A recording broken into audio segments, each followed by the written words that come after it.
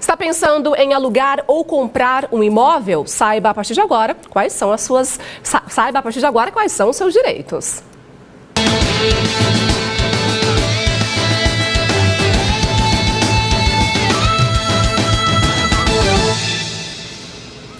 Meu convidado para nos ajudar, advogado Dr. Renato Erbella. Boa tarde, doutor. Boa tarde. Seja muito bem-vindo. Muito obrigado. A partir de agora, a gente vai mostrar para as pessoas que estão em casa quais são esses direitos que muitas vezes são desconhecidos. Sem dúvida.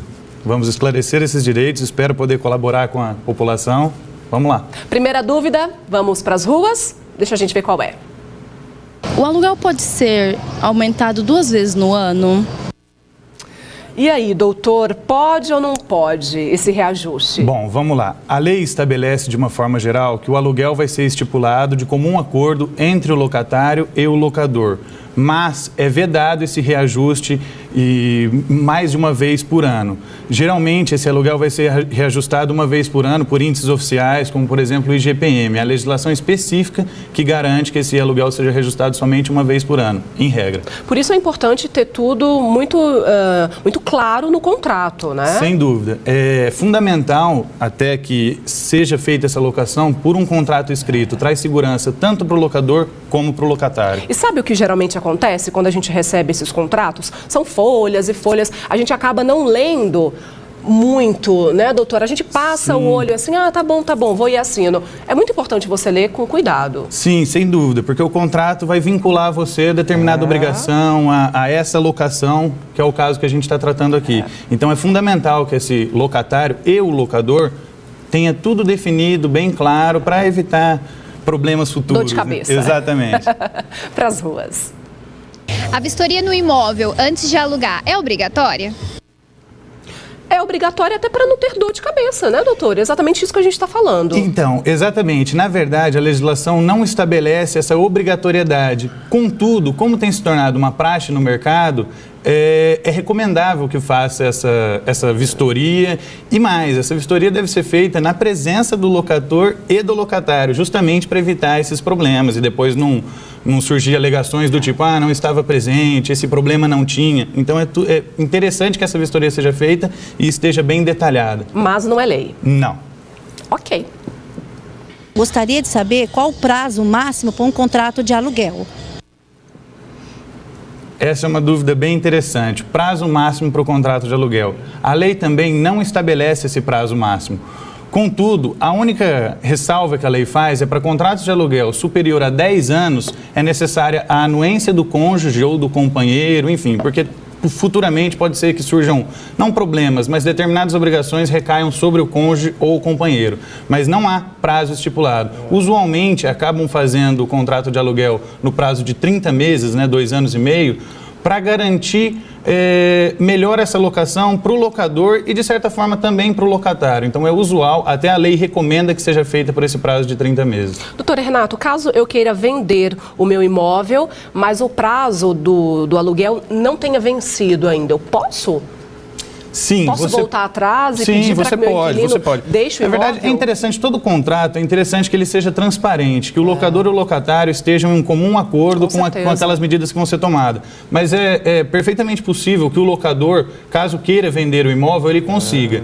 Só que ele terá que respeitar algum prazo dessa locação. Então, não é toda vez que ele vai poder vender esse imóvel. E mais, a lei garante o direito de preferência. Ele vai ter que oferecer primeiro para o locatário as condições que ele está querendo vender esse imóvel, o preço, a forma de pagamento, enfim. O locatário tem esse direito de preferência na aquisição desse imóvel locado. E é preciso dar também um tempo para que essa pessoa arrume outro lugar. Sim, sem dúvida. A lei estabelece todos os prazos, é tranquilo. Essa história de, no outro dia eu estou no olho da rua, não isso é balela. Fora da lei. Sim, sem dúvida. Para as ruas, mais uma dúvida. É possível colocar o nome de 3 pessoas em um imóvel? Será?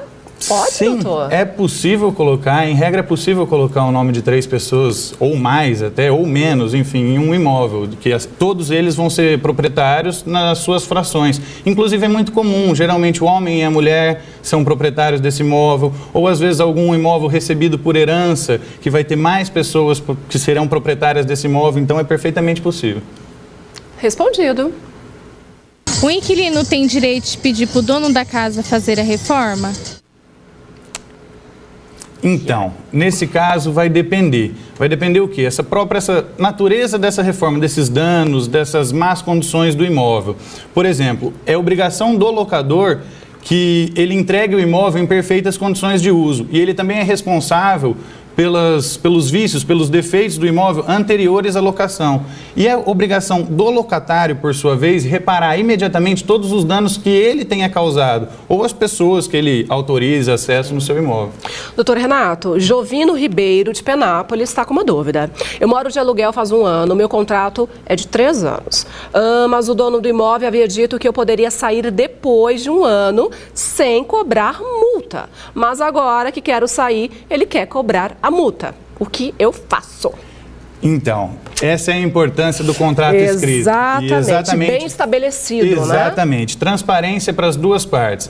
A regra do contrato de 30 meses, geralmente ela é feita para facilitar um pouco para o locador, para depois de fim desse contrato, esse prazo, ele consiga restabelecer esse imóvel, ele consiga recuperar esse imóvel para ele. Contudo, por ser contrato por prazo determinado, haverá multa, caso o locatário queira sair antes. No caso, ele falou que essa multa seria liberada, ele não seria obrigado a pagar essa multa. Então, resta, desculpa, eu esqueci o nome dele. Jovino. O Jovino. Juntar provas, de uma certa forma, que essa multa havia sido liberada pelo locador para ele conseguir seus direitos sem pagar essa multa, porque até o locador ofereceu isso para ele. O problema é quando esse acordo é feito boca a boca, né? E não tem nada escrito, nada assinado. Exatamente. Por isso a importância do contrato. E mais, a importância sempre de procurar um advogado, procurar o PROCON. Apesar disso não ser uma relação de consumo, o PROCON está aí para ajudar também. Então, é sempre importante que você esteja bem assessorado, exatamente para evitar problemas futuros. Época de crise, doutor Renato, a gente sabe que a inadimplência tem crescido muito. Quanto tempo eu posso entrar com uma ação judicial caso eu não receba o meu aluguel? Essa pergunta é interessantíssima, principalmente porque há uma lenda urbana aí que a gente precisa aguardar 3 meses para ajuizar essa demanda de despejo, essa ação de despejo. E isso é mentira. Na verdade, a gente pode ajuizar a ação de despejo 1 dia depois do atraso do aluguel, por exemplo. Só que, obviamente, a gente tem que respeitar o bom senso, exatamente por conta disso. Período de crise, às vezes o locatário está passando por alguma dificuldade financeira.